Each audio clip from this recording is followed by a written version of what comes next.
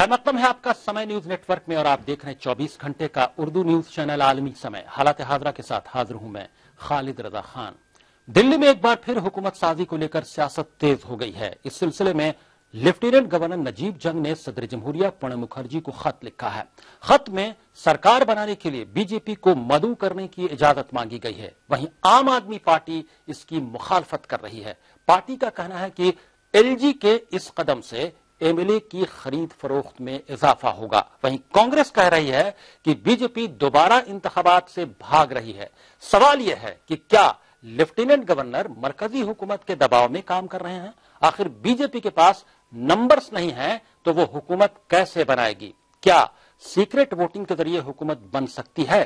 अगर नहीं तो इंतखाबी कमीशन दिल्ली में दोबारा इंतखाब क्यों नहीं करवाती?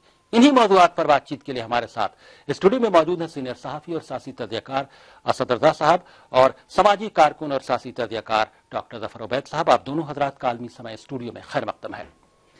इनके अलावा हमारे साथ दिल्ली से फोन लाइन के जरिए गुफ्तगू में शामिल हो रहे हैं आम आदमी पार्टी के लीडर और आम आदमी पार्टी की हुकूमत में वजीर रह चुके सोमनाथ भारती साहब, आपका भी खैर मकदम है। और कांग्रेस लीडर और कांग्रेस एमएलए चौधरी मतीन अहमद साहब भी हमारे साथ गुफ्तगू में शामिल हो रहे होंगे और चंद बीजेपी लीडरान भी हमारे साथ दरमियान में गुफ्तगू में शामिल होंगे। तो आइए शुरू करते हैं अपना खुसूसी प्रोग्राम हालात हाजरा।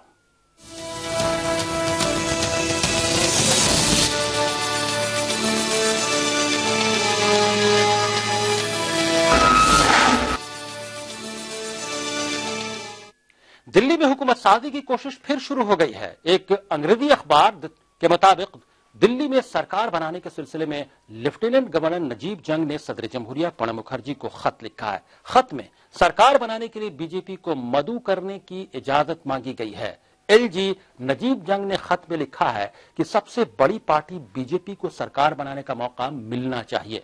जराये के मुताबिक सदर जमहूरिया ने खत को वजारत दाखिला की राय जानने के लिए होम मिनिस्ट्री भेज दिया है। आपको बता दें कि गुज़श्ता फरवरी में अरविंद केजरीवाल के सीएम ओहदे से इस्तीफा देने के बाद दिल्ली में सदर राज नाफिज है।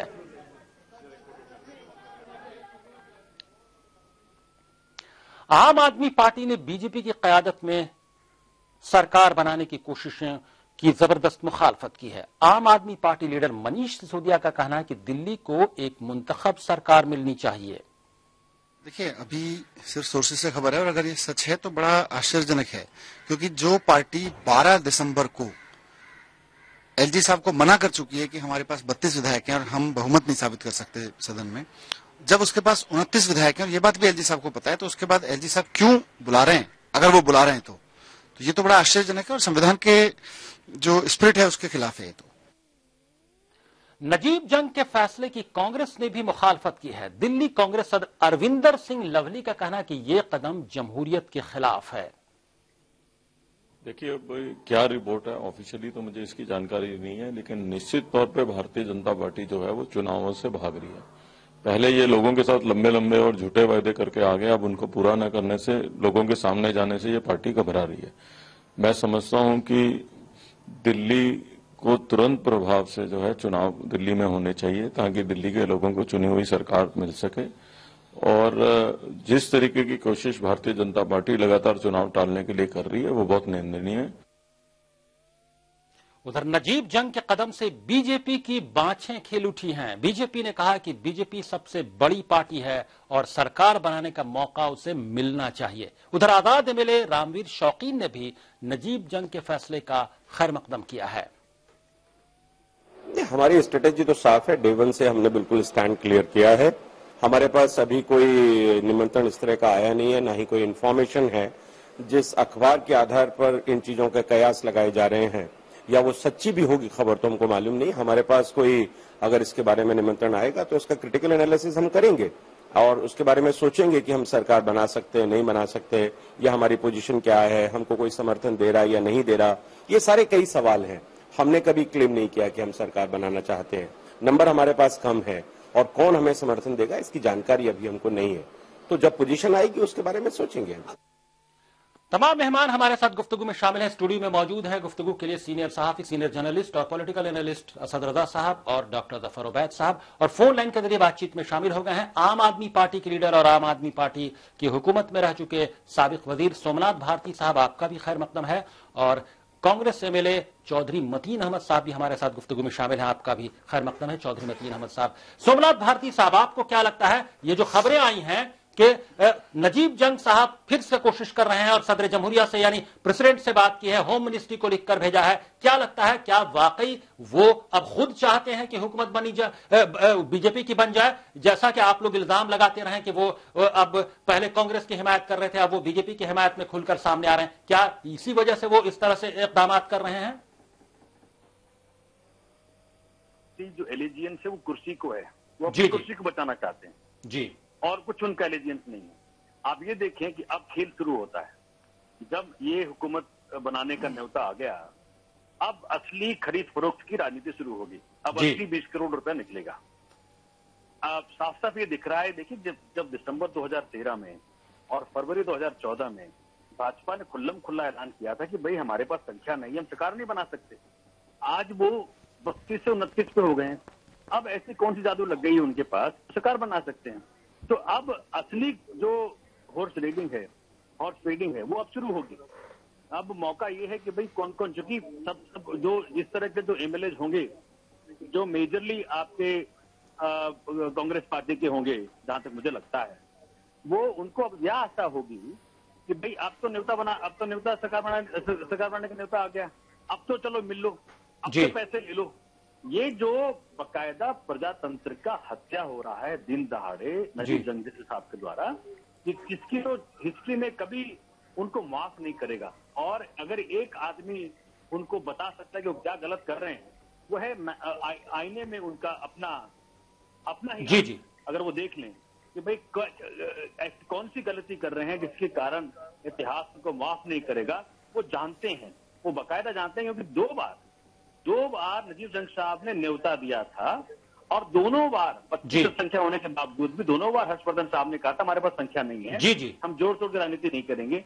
अब किस मुंह से जंग साहब बुलाना चाहते हैं उनको? जी, यकीनी तौर पर अब किस मुंह से वो नंबर जुटा पाएंगे? आप फोन लाइन पर बने रहिए। सोमनाथ भारती साहब हमारे साथ, चौधरी मतीन अहमद साहब कांग्रेस के एमएलए भी फोन लाइन के जरिए बातचीत में शामिल। चौधरी मतीन अहमद साहब, आपको क्या लगता है, आप लोग कहीं ना कहीं से ये खबरें आ रही थी कि आप लोग भी चाहते हैं कि इलेक्शन न हो और जो अगर कोई हुकूमत बनती है तो आप उसकी हिमायत करेंगे, तो क्या अगर बीजेपी को दावत दी जाती है हुकूमत बनाने की नजीब जंग साहब की तरफ से, तो क्या आप हिमायत करेंगे?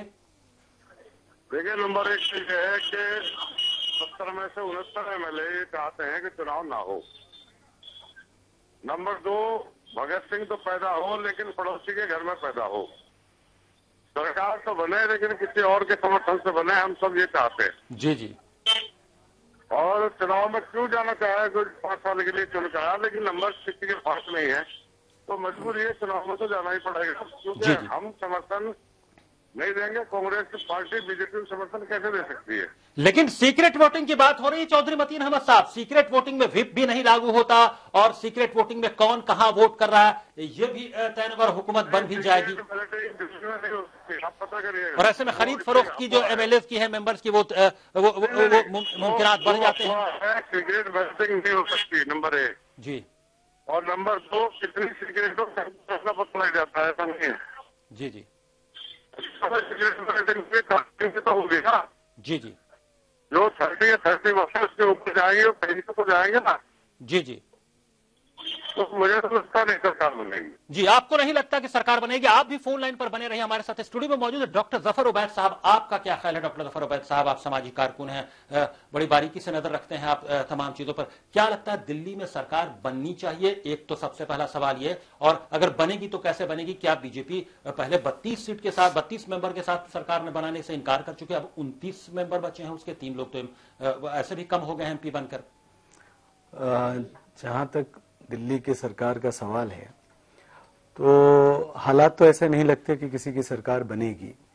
अगर सरकार बनती है तो बहुत सारे उसूलों पे कंप्रोमाइज होगा और जो लोग ये नैतिकता और भ्रष्टाचार मुक्त और दुनिया भर की जो अच्छी बातें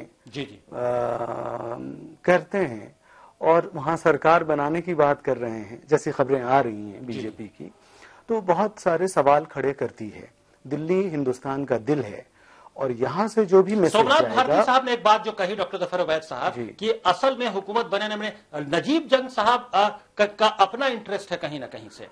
देखिए, अब ये कहना ये सोमनाथ भारती साहब कह सकते हैं, मैं ये तो नहीं कह सकता, लेकिन हाँ कुछ शक तो पैदा होता है कि आखिर ऐसा क्यों है, जब वो हालात एक आम आदमी को समझ में आता है कि भाई नंबर नहीं है, वो मेजॉरिटी का स्ट्रेंथ नहीं है हाउस में, इसी वजह से आम आदमी पार्टी की सरकार गई, तो फिर ये बीजेपी कहां से लाएगी, कौन सा छड़ी है इनके पास, जादुई चिराग है अलादीन का, ये समझ में नहीं आता है जी।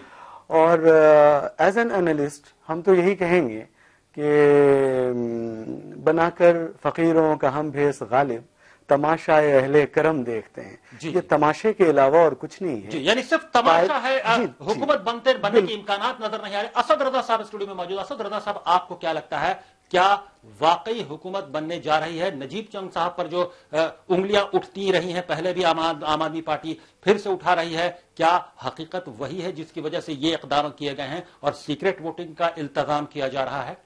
अभी मैं जो शेर पढ़ा उसमें थोड़ी सी तरमीम करके अपनी बात कहूंगा कि बनाकर फकीरों का हम बेस गालिब तमाशाए जमहूरियत देखते हैं।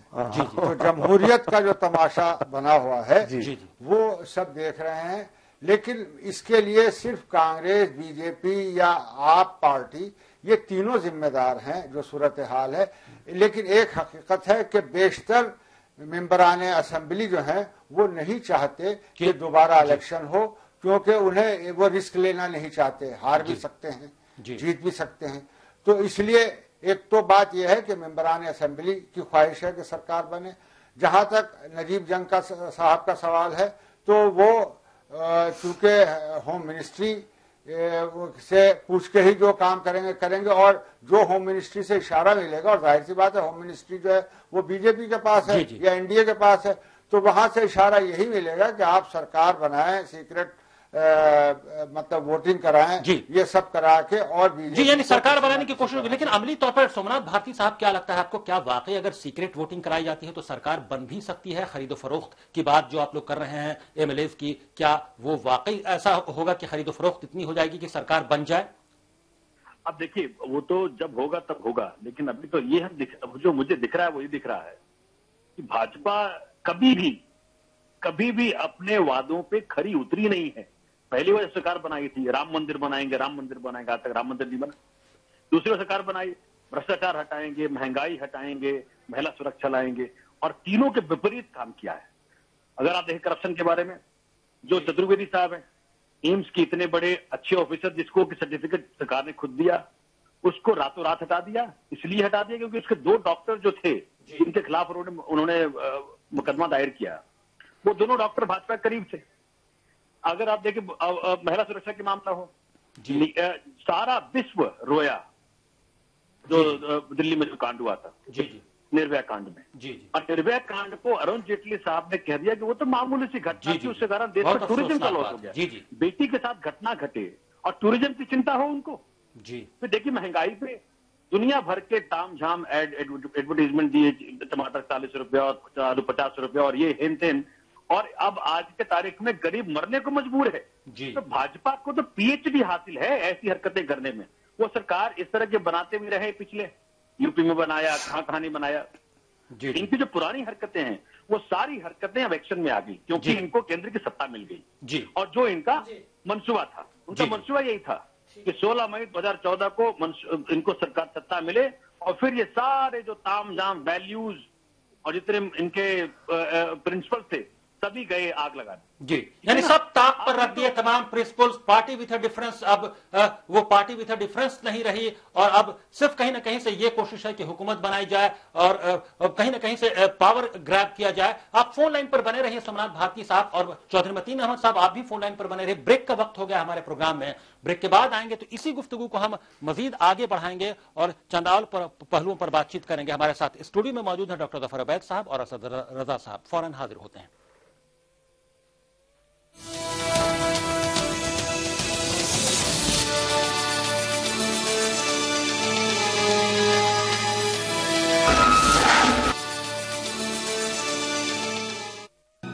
विवेकानंद ने कहा था, एक विचार का दामन थामिए और उसे अपनी जिंदगी बना लीजिए।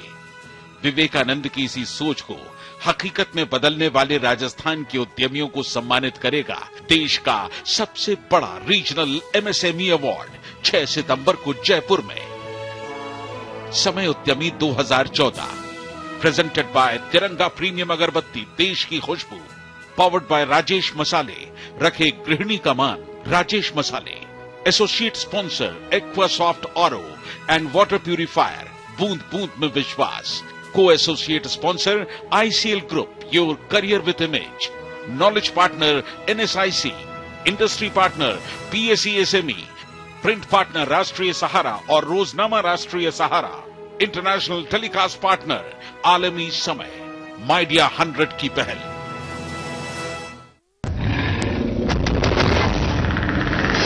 अब जंगल में सुनाई देगी ना तो सिर्फ चीखें।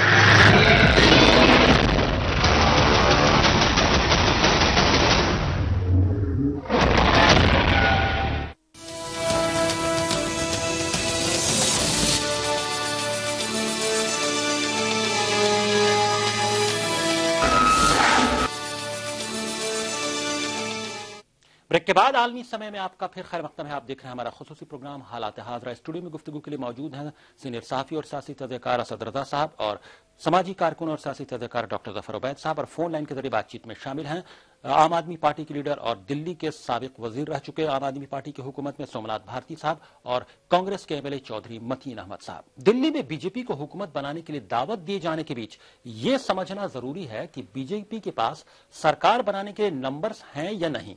दिल्ली असेंबली इंतखाबात में बीजेपी को 33 सीटें मिली थीं, जबकि आम आदमी पार्टी को 27 और कांग्रेस को 7 सीटें मिली थीं। लेकिन लोकसभा इंतखाबात में बीजेपी के 3 असेंबली रुकन पार्लियामेंट के लिए चुन लिए गए। फिलहाल बीजेपी के पास सिर्फ 29 सीटें हैं। ऐसे में बीजेपी हुकूमत कैसे बनाएगी? बताया जा रहा है कि एक मुतबादिल के तौर पर दिल्ली में हुकूमत साजी सीक्रेट वोटिंग के जरिए भी करने की कोशिश हो सकती है, जिसके तहत आर्टिकल 175 का इस्तेमाल करके गवर्नर सीक्रेट वोटिंग कराएंगे। आपको बता दें कि सीक्रेट वोटिंग में पार्टी का व्हिप नाफिज नहीं होता है और ऐवान का रुकन ही सीएम बन सकता है।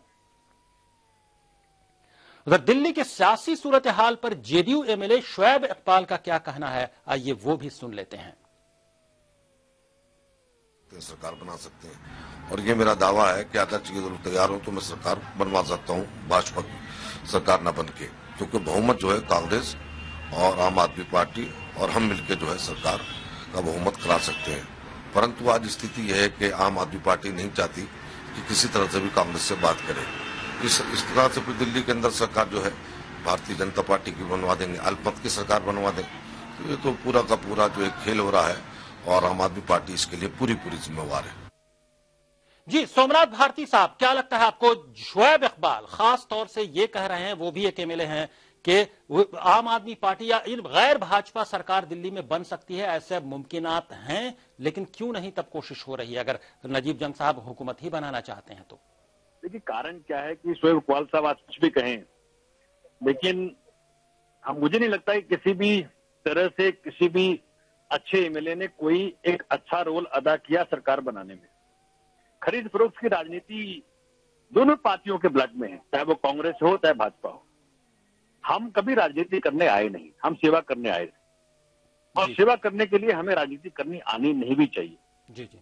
अब धीरे धीरे समझ में आ रहा है कि भाई ये तो बड़े ऐसे लोग हैं जिनको सत्ता की लोलुपता इतनी ज्यादा है कि सत्ता पाने के लिए कुछ भी कर सकते हैं। और मैं कह रहा हूं कुछ भी कर सकते हैं, मतलब कुछ भी कर सकते हैं। जी जी। ना इनके पास अपने वचन के मायने हैं, ना इनको देश की चिंता है, ना इनको गरीब जनता की चिंता है, ना बिजली के बढ़ते हुए बिल की चिंता है। इनको सिर्फ चिंता एक आदमी की है, जी जी, जो इनको फंड करता है। जी जी। क्रोनी कैपिटलिस्ट इनको फंड करता है और जनता के जेब से पैसे निकाल के उनके जेब में पैसे डालने की इनकी प्रथा बड़ी बनी हुई है। जी। हम बेवकूफी हम लोगों ने करी, यानी बाय हुक और बाय क्रूक किसी न किसी तरह से वो हुकूमत में रहना चाहते हैं। चौधरी मतीन अहमद साहब से बात। चौधरी मतीन अहमद साहब, आप क्या इलेक्शन के लिए तैयार हैं जैसा कि आम आदमी पार्टी तैयार है? कांग्रेस का क्या इस पर स्टैंड है? जब चाहे करवा ले, कल चुनाव करवा ले, यानी कोई हर्ज नहीं था। कांग्रेस आपकी पार्टी इसके लिए तैयार है? हाँ बिल्कुल तैयार है। और अगर गैर भाजपा सरकार बनने की कोई सूरत निकलती है तो क्या आप उसका खैर मकदम करेंगे, उसमें शामिल होंगे? गैर भाजपा सरकार कैसे बन सकती है? आजमाए हुए को आजमाए पागल कहलाए, हम बावले हैं क्या? यानी आप आम आदमी पार्टी के हम गालियां भी खाएं। आप इनकी वो देखो चालाकी, मेरे नॉर्थ ईस्ट में 5 MLA हैं जी, 2 कांग्रेस के हैं, उसके बावजूद इन्होंने रंजीत कश्यप जो बीजेपी के MLA हैं उनको DDC का चेयरमैन बनाया है। जी जी, हसन अहमद और मैं उसमें दोनों MLA हैं, उसके बावजूद माइनॉरिटी डिस्ट्रिक्ट है वो 70 कमेटी से, उसके बाद भी इन्होंने बीजेपी के आदमी को बनाया। किसके आदमी बताओ मुझे जवाब। अब आप आम आदमी पार्टी के साथ किसी भी तरह से जाने को तैयार नहीं, और कांग्रेस भी किसी न किसी तौर पर इलेक्शन के लिए, फ्रेश इलेक्शन के लिए तैयार है। चौधरी मतीन अहमद साहब, आपका फोन लाइन के जरिए गुफ्तगू में शामिल होने के लिए बहुत बहुत शुक्रिया। हमारे साथ कॉन्स्टिट्यूशनल एक्सपर्ट सुभाष कश्यप साहब गुफ्तगू में शामिल हो रहे हैं फोन लाइन के जरिए, उनके पास भी हम चलेंगे गुफ्तगू के लिए। लेकिन इस बीच जान लेते हैं डॉक्टर जफर उबैद साहब, आपका क्या मौक़िफ़ है? कांग्रेस तैयार है फ्रेश इलेक्शन के लिए, आम आदमी पार्टी तैयार है फ्रेश इलेक्शन के लिए, ये लोग लिख के भी दे चुके हैं नजीब जंग साहब से कहा, लेकिन नजीब जंग साहब क्यों नहीं करवाने को तैयार हैं कि फ्रेश इलेक्शन क्यों नहीं रिकमेंड करते हैं? क्यों नहीं इस तरह का कोई प्रोविजन, कोई इकदाम किया जाता है? कुछ तो है जिसकी पर्दादारी है जी, और इलेक्शन होने चाहिए दिल्ली में, क्योंकि अब वो हालात नहीं है, ट्रस्ट नहीं है बीच में, ना कांग्रेस को आम आदमी पार्टी पे, ना आम आदमी पार्टी को कांग्रेस पे। बीजेपी एक अलग जिस तरह की साफ सुथरी राजनीति की बात करती थी, आज वो खुल के सामने आ गई है, और उसका चेहरा चरित्र जो भी था वो आज दिखने लगा है। तो नसीहत उनको भी मैं तो यही दूंगा कि भाई इलेक्शन की तैयारी कीजिए, फ्रेश मैंडेट लीजिए। अगर आपको जनता चुनती है आप सरकार बनाइए, नहीं चुनती है आप अपोजिशन में बैठिए जी। और वैसे भी ये जितनी हवा थी अच्छे दिन और अच्छे दिन और अच्छे दिन, शायद बीजेपी इसी वजह से घबरा रही है कि जो अच्छे दिनों का वादा किया गया था वो अच्छे दिन बहुत ज्यादा नजर नहीं आ रहे हैं, इसलिए अगर फ्रेश इलेक्शन होता है तो कहीं ना कहीं से उनको नुकसान ही होगा और फायदा किसी और को। यही वजह है जिससे बीजेपी चुनाव से भाग रही है, और इसका फायदा आम आदमी पार्टी को होगा, ये जो मुझे लगता है। जी, असद रजा साहब, आपको क्या लगता है, क्या दिल्ली में इलेक्शन से बीजेपी क्यों भाग रही है? जो कि अब ऐसा लगता है कि आम आदमी पार्टी पहले से तैयार थी, कांग्रेस भी तैयार है, जब 2 पार्टियां तैयार हैं अहम, तो फिर फ्रेश इलेक्शन कराने में क्या हर्ज है, क्यों नहीं कराया जा रहा है? देखिए, इसका सबब यह है कि जो मरकजी हुकूमत है वो बीजेपी या एनडीए की है, और बीजेपी और एनडीए की जो क़यादत है वो जानती है कि अगर इलेक्शन कराए तो नतीजा उनके खिलाफ भी जा सकता है, नंबर 1।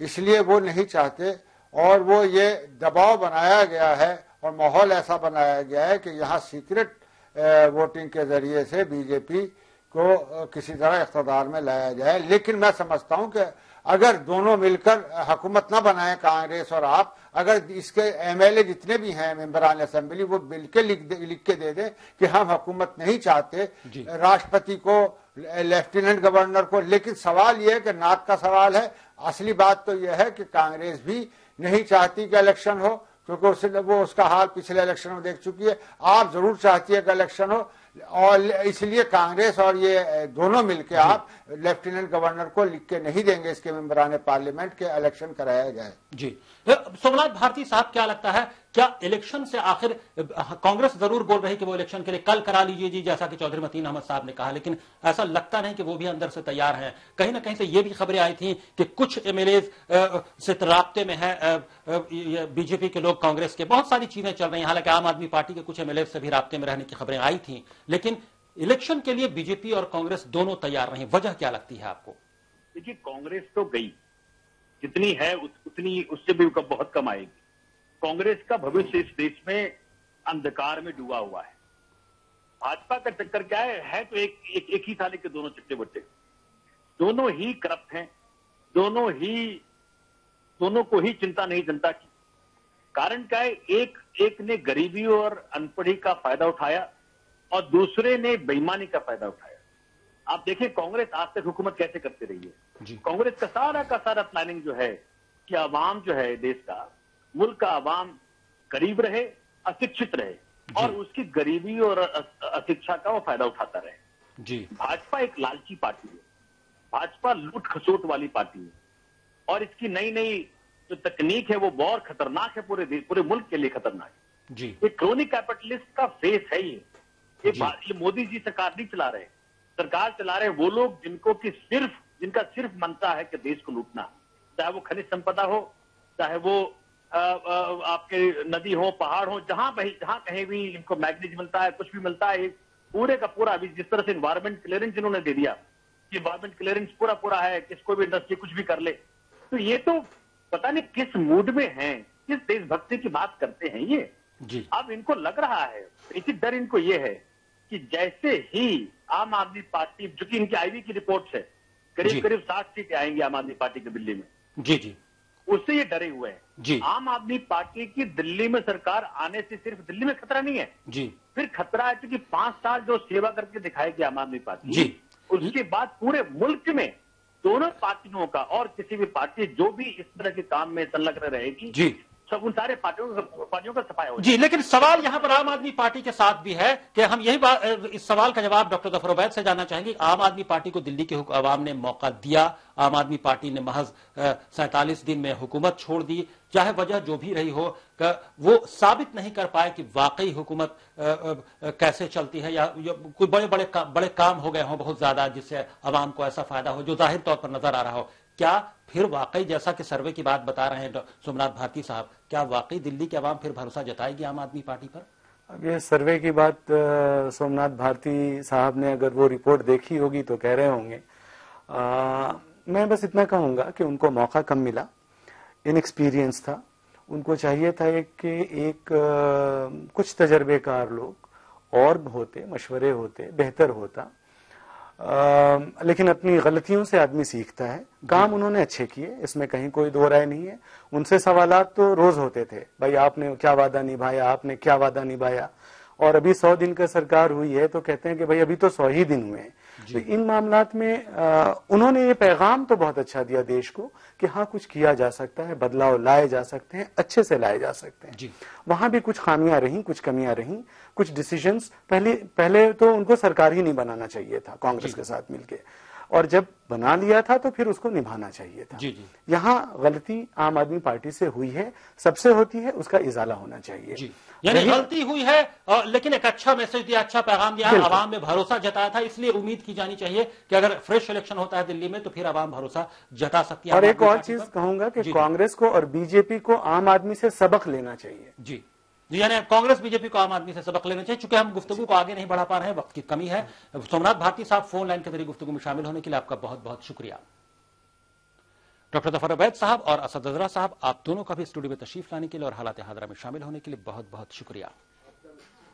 हालात हाजरा में अभी बस इतना ही। आप आलमी समय को इंटरनेट पर भी देख सकते हैं, लॉग ऑन करें www.samaylive.com। फिलहाल खालिद रजा को दीजिए इजाजत, मगर आप देखते रहिए आलमी समय।